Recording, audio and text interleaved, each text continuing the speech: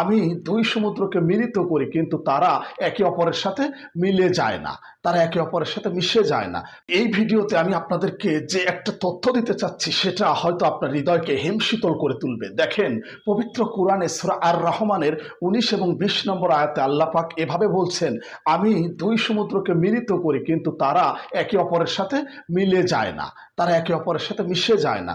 পবিত্র কুরআনে সূরা আর রহমানের 19 এবং 20 নম্বর আয়াতে এভাবে বলছেন, আমি দুই সমুদ্রকে মিলিত করি, কিন্তু তারা একে অপরের সাথে মিশে যায় না। দেখেন, এই কথাটার অর্থ মানুষ তখন বুঝতে পারে নাই।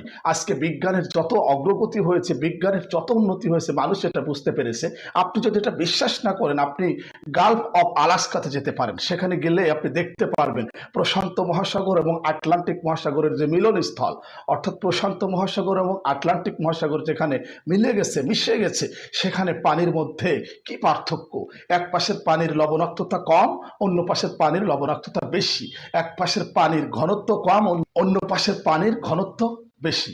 এক পাশের পানির কালার একরকম, অন্য পাশের পানির কালার আর এক রকম।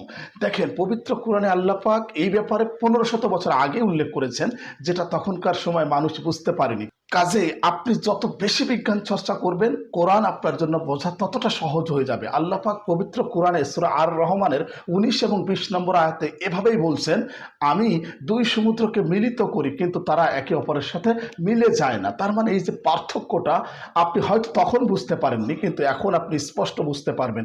এখন এটা দিনের আলোর মতো স্পষ্ট।